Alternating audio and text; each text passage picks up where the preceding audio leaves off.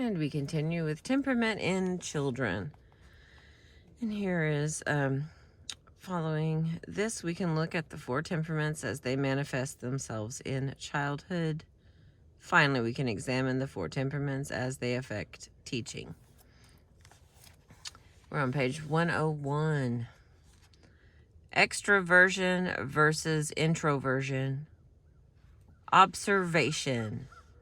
Does the child show hesitation in approaching unfamiliar visitor, teacher, or game? Or does the child approach a visitor, teacher, or game quickly and actively without apparent reserve? The introverted child is likely to hold back when faced with something or someone unfamiliar, while the extroverted child is more likely to approach the situation without hesitation. The introverted child tends to be shy, quiet, and less intrusive than is the extroverted child. The introverted child is apt to be slower in responsiveness, musing over an idea or object, seeming to absorb its qualities before communicating a reaction. Thus, at times, the introverted child may seem less intellectually capable than he actually is. The introverted child is inclined to develop his habits more slowly than does the extroverted child. The introvert reserves from public view those aspects of his temperament which are in the process of development. What is presented to the public are those qualities already developed, the feelings and beliefs of the introvert's yesterday. His growing edge is not available to his teachers, parents, or friends. Thus, as with the adult introvert, the introverted child can be a puzzle to those around him. Only too often he is judged stubborn by well-meaning adults because the introverted child insists on holding back his responses until he has rehearsed internally. Wicks, from 1968, a Jungian disciple, cautioned that the introverted child is particularly vulnerable to damage if asked to behave as an extrovert. Unfortunately, it is the introverted child which is most often misunderstood and pressured to change. His reticence in dealing with others, his tendency to be retiring and shy, his slow development of social skills, his tendency to drop his head and put his finger in his mouth before strangers, his fright when swooped down upon by an adult, his slowness to volunteer in the classroom, his hesitation in sharing the products of his mind and hands with others, his need for privacy, are all behaviors which parents and teachers may attempt to correct, and in the process communicate to the introverted child that his natural, retiring, introverted ways are wrong. The extroverted child, by way of contrast, is usually better understood and relates well and easily to others. He is at home in the social environment and tends to be responsive, expressive, and enthusiastic. The extroverted child is usually ready to enter into group activities, to accept the ideas of others without having to warm up. The extroverted child can adjust well if a family moves, quickly finds new friends in the neighborhood and in school, and moves quickly into play. Seldom is the extrovert the isolate, which the introvert may be. The extroverted child can tolerate negative contacts better than can the introvert. If necessary, provoking ridicule and criticism rather than suffer neglect from significant adults. The extroverted child usually is in line with public opinion and is on the side of the majority on almost any issue which arises. The extroverted child tends to approach new situations quickly, to verbalize quickly, and to act quickly. He tends to have a number of relationships, while the introverted child may develop relatively few relationships. The extroverted child often appears eager, where the introverted child appears reluctant. The extrovert exhibits a certainty in approaching the new or the unfamiliar, where the introvert seems to have more cautious, reluctant approach, reacting as if the new or unfamiliar presented some sort of danger. Since extroverts exceed introverts roughly 3-1, the extroverted child gets considerably more confirmation of his behavior and attitude, both from adults and children, than does the introvert. In consequence, the extrovert grows up with fewer doubts about himself than does the introvert. And the next one, sensation versus intuition. Observation. Does the child daydream frequently and seem hungry for fantastic tales, even wanting them repeated over and over? Or is the child more bent on action, getting involved in games and liking more factual stories? The intuitive or in child is apt to ask for a repetition of stories, whether read from a book or told over and over, and he is apt to want to hear stories of fantasy and metaphor. The sensation or S child is likely to enjoy the sequential adventure stories about the familiar and factual, wanting the story to have action and to make sense. The S child likes stories with a large amount of detail and usually prefers a new to an oft-repeated tale. The S child is likely to be found engaging in playing games or some type of other activity, abandoning story time for action. Only the extreme intuitives' ends can be spotted in their early years. The moderately intuitive tend to be concrete in their behavior and outlook and appear very similar to the moderately sensory children, S's. This results in there seeming to be deceptively few in children in the elementary school classroom. In the adult population, as pointed out in Chapter 1, S's outnumber N's 3-1. Thus, even if every N were identified, the ratio is unbalanced.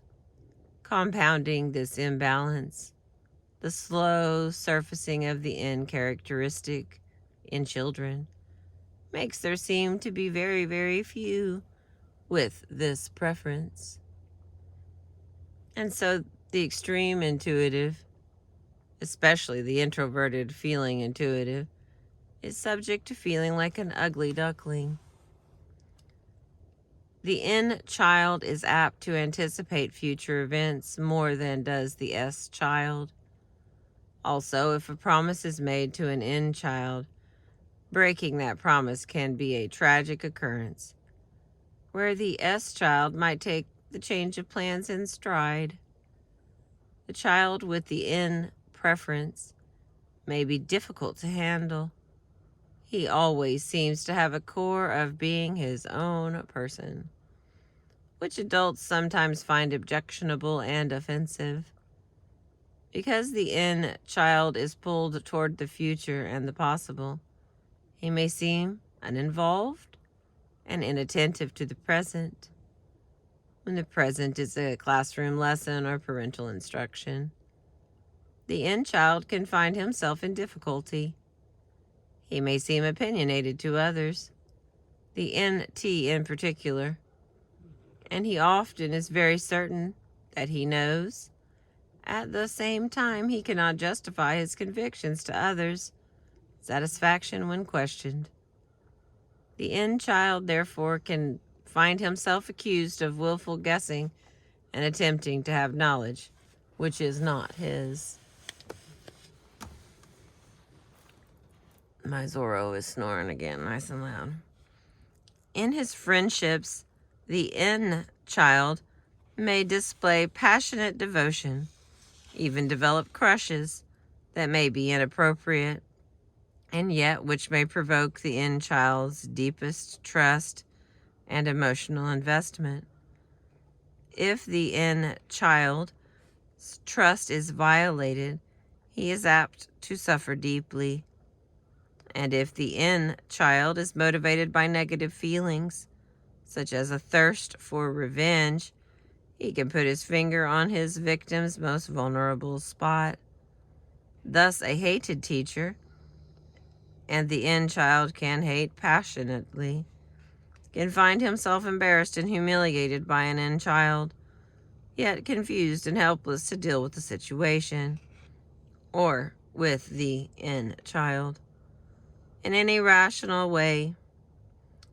The N child can also place his teacher on an impossible pedestal, which allows for no human frailty, and the objects of this adoration can only endure the discomfort, hoping that the admiration will evolve into a more reasonable relationship.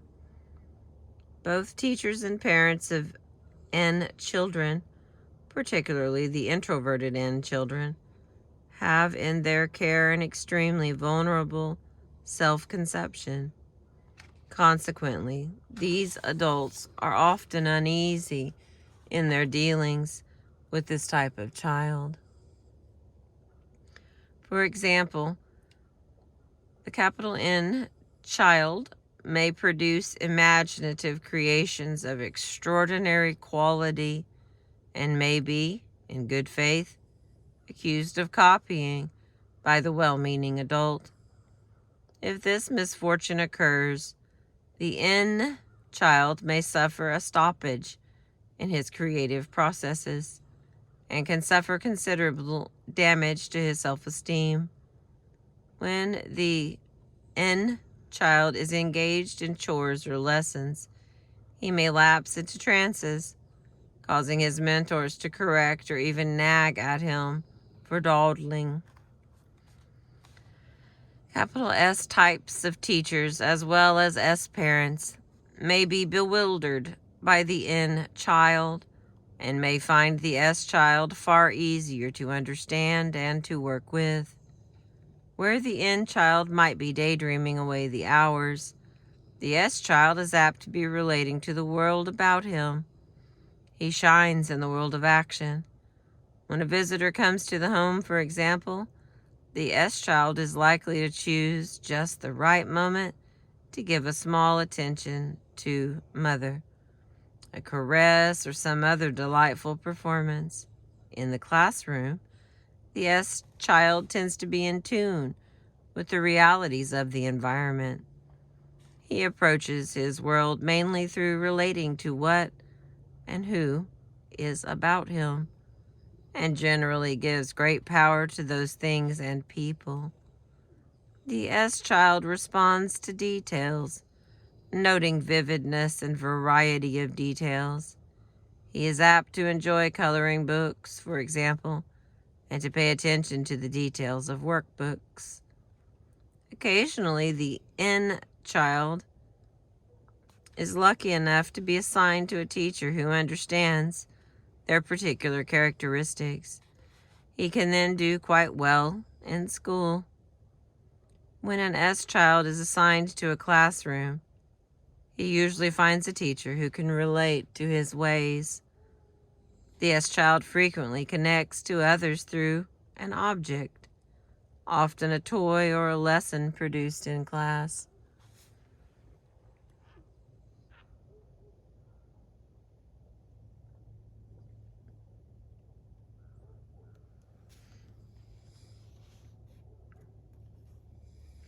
An S child may manipulate objects actively and contentedly for a period of time, but seldom does he get that far away look in his eyes as does the N child.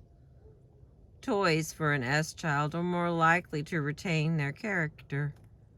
A truck remains a truck, to be used to move dirt or run up and down a road. For the N child, the truck might well be turned into a submarine or a deep sea monster, animated with the capacity to fly. Teachers, as well as parents, may be bewildered by differences they do not understand. Comprehending the peculiarities of both the N child and the S child by significant adults can be vital to the welfare of both N and S children. It is, however, the N child who is most likely to be the one who seems different in an unacceptable way. There is the sun.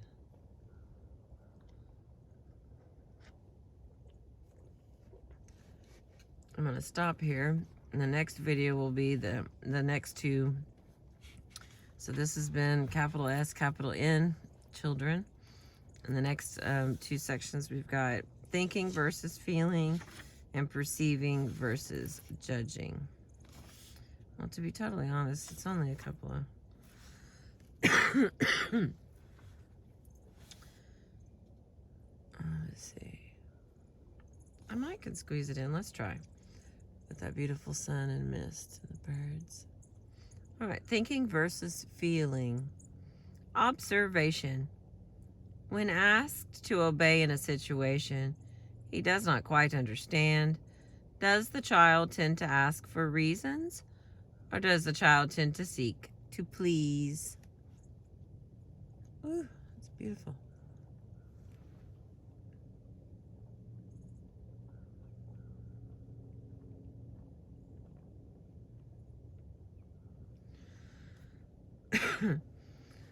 The child who prefers the thinking way is likely to want reasons for being asked to do something, while the child who prefers the feeling way is apt to want to know that he is pleasing the other person by his obedience. The F child is more likely to perceive the feelings of others and often can take unusual responsibilities in the home and classroom. He tends to be more aware of the physical and social comfort or discomfort of others. The F child is apt to perform small services for his parents or teachers and needs to know that these services are recognized and appreciated. The F child is most sensitive to the emotional climate of his home, perhaps becoming physically ill if subjected to constant conflict and insecurity. The T, thinking, child seems more capable of detaching himself from an unfavorable. All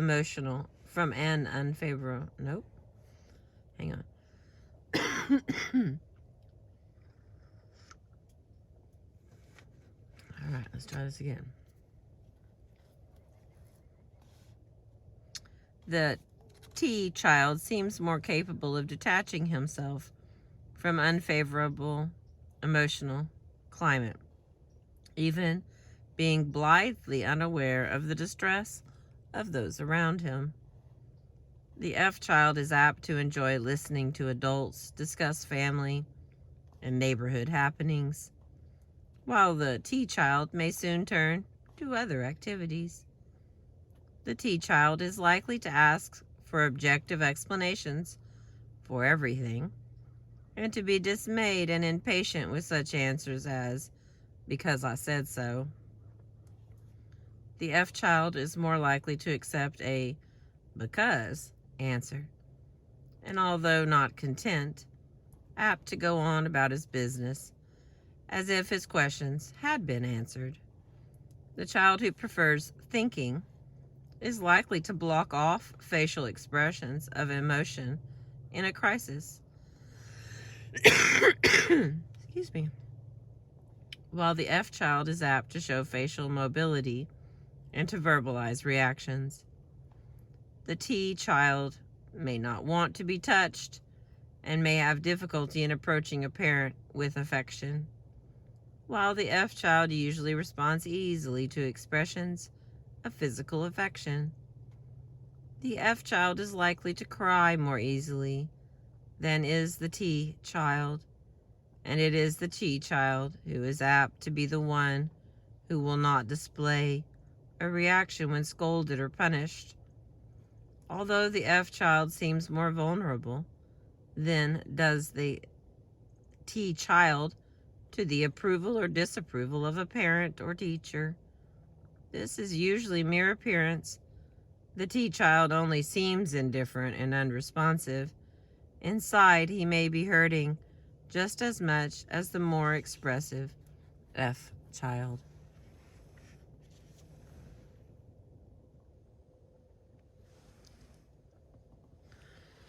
All right. The very last one, perceiving versus judging. Observation. Does the child seem to want things settled, decided, chosen, or does he want to be surprised and have choices at all times?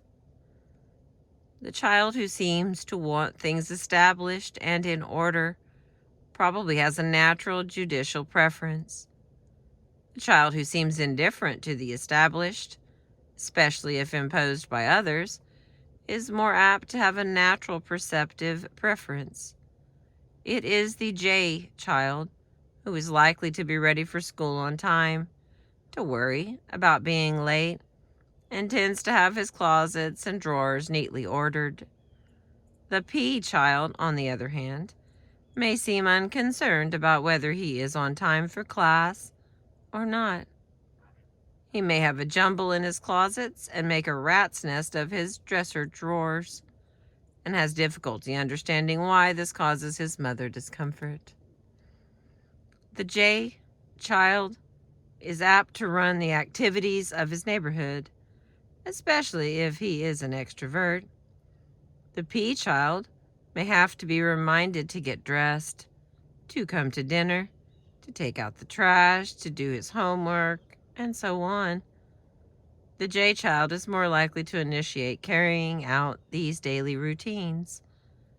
The J child usually seems more sure of himself than does the P child, and more inclined to make for sure statements. The P child may be more tentative in his speech patterns and may qualify his statements more often. Hey, we did it. We got all those. The next part, on page 106, is the 4 temperaments in children.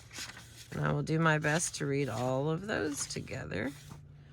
Doesn't look like that's going to happen, but I'll do what I can. Thank you for being with me today, catching the sunrise. I appreciate you.